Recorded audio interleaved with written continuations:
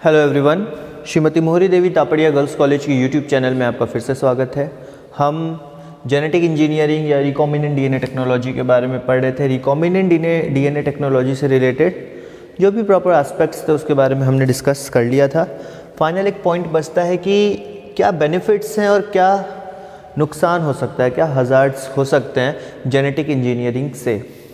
तो बेनिफिट्स आप सबको पता है, बेसिकली हम जेनेटिक इंजीनियरिंग में जीन लेवल पे, जेनेटिक लेवल पे कोई मैनिपुलेशन करते हैं, या किसी पर्टिकुलर सीक्वेंस को हम ऐड करते हैं या किसी पर्टिकुलर सीक्वेंस को हम रिमूव करते हैं।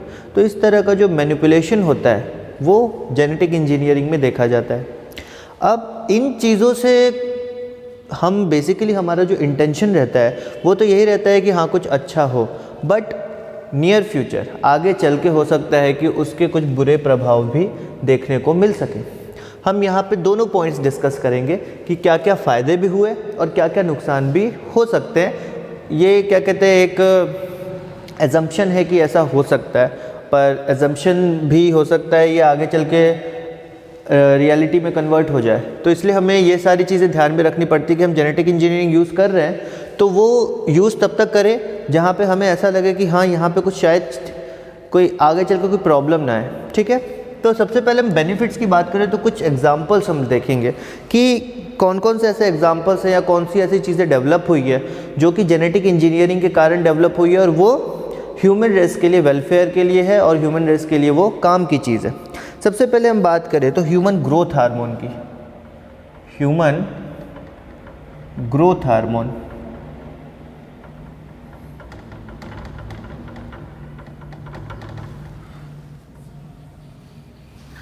ह्यूमन ग्रोथ हार्मोन की अगर अपन बात करें तो HGH, इंसुलिन, ऐसे टाइप के कई वैल्यूएबल हार्मोन जो है वो हम जेनेटिक इंजीनियरिंग की मदद से डेवलप कर पाए हैं। ठीक है, तो HGH के मतलब ह्यूमन ग्रोथ हार्मोन, इंसुलिन, तो इस प्रकार के हार्मोन जेनेटिक इंजीनियरिंग की मदद से डेवलप भी किए गए हैं, मार्केट में भी लाए गए हैं और कमर्शियली अवेलेबल ऐसे प्राइसेस पे उनको बेचा भी जाता है। ठीक, तो ये सारी चीज़ें तो पॉसिबल है जो कि ग्रोथ के लिए हेल्पफुल है। उसके अलावा hormone like somatostatin, hormone like somatostatin basically 14 peptide से ये मिलके बना होता है, 14 अमीनो एसिड से मिलके बना होता है बेसिकली। ठीक, तो 14 पेप्टाइड से, 14 अमीनो एसिड से ये मिलके बना होता है। इस पर्टिकुलर ये जो सोमैटोस्टैटिन है इसको भी हम जेनेटिक इंजीनियरिंग की मदद से डेवलप कर पाए हैं। बेसिकली ये जो है ग्रोथ रेगुलेटर हार्मोन है। ये क्या करता है? ग्रोथ रेगुलेटर हार्मोन है।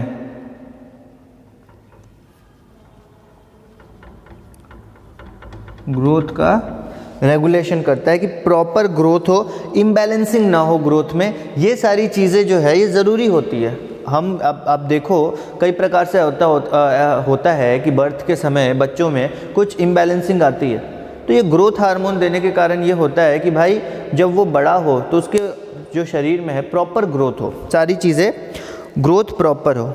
कई प्रकार के डिजीज़ेज़ हैं जो जेनेटिक इंजीनियरिंग कारण सही करने में हेल्पफुल हुए हैं, या कई डिजीज़ के जो ट्रीटमेंट है वो जेनेटिक इंजीनियरिंग के कारण मिले।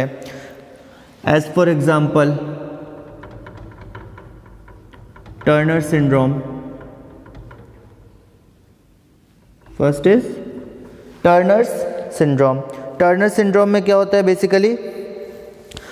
बेसिकली इनकम्प्लीट सेक्स क्रोमोसोम, जो सेक्स क्रोमोसोम होते हैं वो इनकम्प्लीट पाए जाते हैं। ठीक है, सिंगल एक्स क्रोमोसोम हो सकता है पाए जाए फीमेल के अंदर। ठीक है, ये टर्नर सिंड्रोम में सिंगल एक्स क्रोमोसोम पाया जाता है फीमेल के अंदर में, और बेसिकली ये जो सेक्स क्रोमोसोम है उसकी बेसिकली क्या बोले तो इम्बैलेंसिंग होती है, तो टर्नर सिंड्रोम वो होता है। फिर आता है आपका क्रोनिक किडनी इनसफिशिएंसी।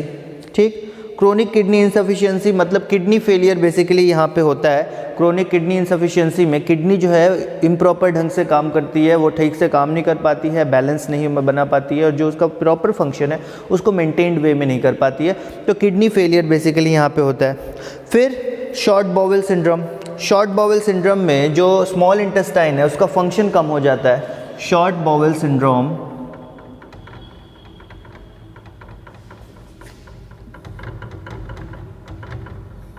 इसमें क्या है कि जो स्मॉल इंटेस्टाइन है उसका जो फंक्शन है वो ठीक से नहीं हो पाता, उसके फंक्शन में कमी आ जाती है, वो ठीक से परफॉर्म जो अपना काम है वो नहीं कर पाता है।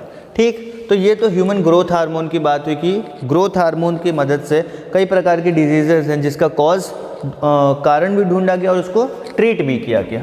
ठीक है, अब इसके आगे हम देखें अगर HGH के बाद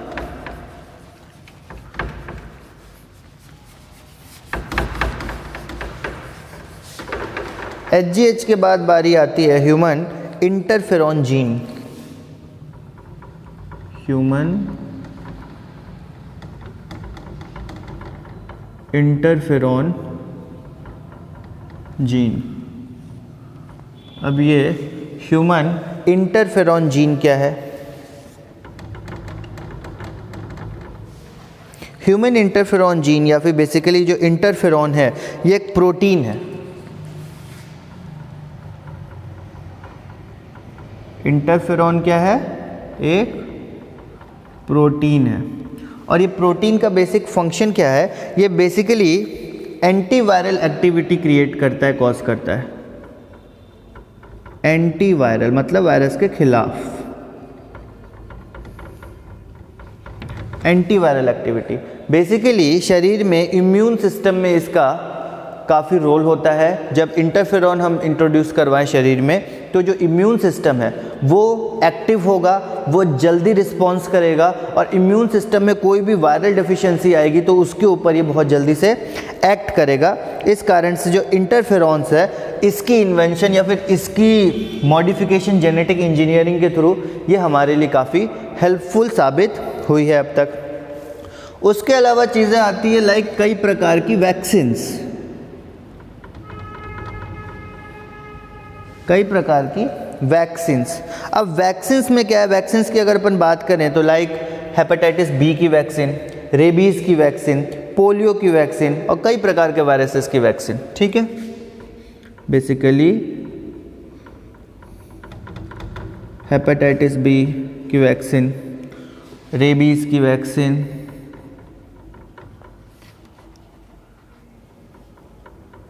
और अलग अलग वायरसेस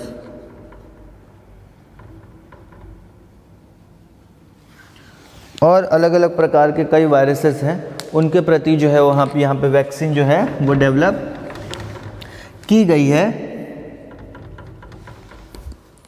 अब ये वैक्सीन क्या करती है? बेसिकली हम जो भी पर्टिकुलर ऑर्गेनिज्म है जो हमें इन्फेक्ट करने वाला है, जो पर्टिकुलर बैक्टीरिया, पर्टिकुलर वायरस जो भी हमें इन्फेक्ट करता है, जो बीमारी का रीज़न होता है, कारण होता है बीमारी के पीछे, तो उसका एक इनएक्टिव स्ट्रेन, उसका एक इनएक्टिव फॉर्म जो है हमारे शरीर में इंजेक्ट किया जाता है। बेसिकली एक छोटे, अब ये तो वैक्सीन है छोटी उम्र में ही दे दी जाती है, उसका एक इनएक्टिव फॉर्म हमारे शरीर में इंजेक्ट किया जाता है। वो ज़्यादा हार्ड डोज नहीं होता, वो इतना लाइट डोज होता है कि उससे बीमारी कोई ख़ास ज़्यादा नहीं होगी, कुछ बीमारी नहीं होगी, पर आपके अंदर वो इंट्रोडक्शन हुआ, वो जो है फॉरेन मटेरियल है, तो आपके शरीर में उसके प्रति इम्यूनिटी डेवलप होगी, जिसको हम एक्वायर्ड इम्यूनिटी बोलते हैं ना। तो हमने जब शरीर में एक पर्टिकुलर ऑर्गेनिज्म वो डाला इनएक्टिव फॉर्म में, ठीक, उस पर्टिकुलर ऑर्गेनिज्म में इतनी सक्षमता नहीं है कि वो बीमारी फैला सके, पर इतना सक्षम वो है कि एक इम्यून रिस्पॉन्स कॉज कर सके। तो उसके खिलाफ हमारे शरीर में इम्यून रिस्पॉन्स बनता है, उसके खिलाफ हमारे शरीर में एंटीबॉडीज़ बनते हैं और वही हमारे शरीर में इम्यूनिटी के तौर पे रहते हैं। मतलब कि हमने इस बीमारी को अपने शरीर में इंट्रोड्यूस किया, हमारा शरीर जो है वो पहचान गया कि ये बीमारी कौन सी है, इसके क्या कैरेक्टर्स हैं, और हमारे शरीर में इसके प्रति जो है इम्यूनिटी डेवलप हो गई। अब अगली बार जब ये बीमारी नेचुरली हमारे शरीर में आएगी, ये वायरस नेचुरली हमारे शरीर में आएगा, तो हमारे बॉडी के पास ऑलरेडी इसके खिलाफ इम्यूनिटी प्रेजेंट है। तो हम बीमार पड़ेंगे पर हमारा शरीर लड़ेगा और ठीक हो जाएगा, क्योंकि हमारे शरीर में इम्यूनिटी है इस पर्टिकुलर बीमारी के खिलाफ। तो वैक्सीन्स इस तरह से वर्क करते हैं। कोरोना वायरस वैक्सीन के बारे में बोला जा रहा है ना कि बनाया जा रहा है, तो उस तरह से क्या किया जाएगा वहाँ पे कि भाई एक ऐसा स्ट्रेन बनाया जाएगा, ऐसी चीज़ की जो हमारे शरीर में इंजेक्ट की जाए, इंजेक्ट करने के बाद वो जो है हमारे शरीर में इम्यून रिस्पॉन्स क्रिएट करे, हमारी इम्यूनिटी को स्ट्रॉन्ग करे इस पर्टिकुलर बीमारी के प्रति। ठीक है, वैक्सीन्स के बाद अगर अपन बात करें तो जीन थेरेपी की बात आती है। अब जीन थेरेपी, अब जेनेटिक इंजीनियरिंग का पूरा कॉन्सेप्ट ही यही है। जीन थेरेपी की अगर अपन बात करें, हम जीन थेरेपी की अगर बात करें तो जीन थेरेपी में क्या बोलेंगे कि कोई पर्टिकुलर सीक्वेंस है, कोई बीमारी है, हमें पता चला कि इस पर्टिकुलर सेल से ये बीमारी स्टार्ट हो रही है और इस पर्टिकुलर सेल के अंदर जो जीन है या इस पर्टिकुलर सेल के अंदर जो आपका न्यूक्लिक एसिड है उसके एक पर्टिकुलर सीक्वेंस में एक छोटी सी जगह पे ये बीमारी स्टार्ट हुई है, वहाँ पे किसी प्रकार का इम्बैलेंस हो गया, इस कारण से ये बीमारी शुरू हुई है। तो हम उस पर्टिकुलर स्ट्रेन में, उस पर्टिकुलर स्ट्रैंड का वो छोटा सा जो हिस्सा है उसको कट करके हटा देंगे, उसको कट करके हटाएंगे, मतलब जीन की थेरेपी करेंगे, जीन का ट्रीटमेंट करेंगे। तो हमारे पास ये जीन है, सीक्वेंस है, उसमें पर्टिकुलर 10, 15, 20 न्यूक्लियोटाइड सीक्वेंस का एक जगह है जहाँ जिसके डेफिशिएंसी के कारण, जिसके खराबी के कारण ये बीमारी उत्पन्न हुई है, तो उस पर्टिकुलर जगह को ही हम काट के हटा देंगे। या फिर हमें अगर कोई एक्स्ट्रा प्रोटीन चाहिए, जीन थेरेपी की बात करें, हमें हमारे शरीर में किसी चीज़ की ज़्यादा मात्रा में ज़रूरत है, किसी प्रोटीन की ज़्यादा मात्रा में ज़रूरत है, तो हम उस पर्टिकुलर प्रोटीन के कोडिंग का जो स्ट्रैंड है वो अपने शरीर में इंट्रोड्यूस करेंगे, और जब उसको शरीर में इंट्रोड्यूस करेंगे तो वही रेप्लिकेट हो के बहुत सारा प्रोटीन का निर्माण होगा। अब मान लो प्रोटीन कहाँ से आता है, डीएनए से एमआरएनए से प्रोटीन यही बनता है ना। तो जब डीएनए है, हमें पता है कि पर्टिकुलर एमआरएनए की एक पर्टिकुलर सीक्वेंस है, वो किसी पर्टिकुलर प्रोटीन के लिए कोड करती है, तो हम वही सीक्वेंस जो है यहाँ पे इंट्रोड्यूस करेंगे। वो सीक्वेंस हमारे शरीर में जो है वो एम्पलीफाई होती जाएगी और उससे जो रिक्वायर्ड प्रोटीन है वो हमें मिलता जाएगा। तो ये कॉन्सेप्ट होता है जीन थेरेपी में कि अगर कुछ चीज़ है जिसमें डिजीज़ आ गया है, उस पर्टिकुलर सीक्वेंस को काट के हटा दो, या अगर किसी चीज़ की रिक्वायरमेंट है, किसी पर्टिकुलर जीन की सीक्वेंस की रिक्वायरमेंट ज़्यादा है तो उसको ऐड कर दो। ये होता है प्रॉपर जीन थेरेपी में। ठीक है, उसके बाद अगर अपन बात करें कुछ पोटेंशियल हैज़ार्ड्स की, ये तो हो गया आपके जो बेनिफिट्स अब तक हमको मिल रहे हैं जेनेटिक इंजीनियरिंग की मदद से, ये सारे तो हमने देख लिए। अब बात आती है कि इससे नुकसान कुछ हो सकता है क्या, और अगर हो सकता है तो कैसे नुकसान हो सकते हैं, किस प्रकार के नुकसान हो सकते हैं, उसके बारे में हम थोड़ा सा डिस्कस करते हैं कि भाई हज़ार्ड्स कौन से हैं, नुकसान कौन कौन से हैं।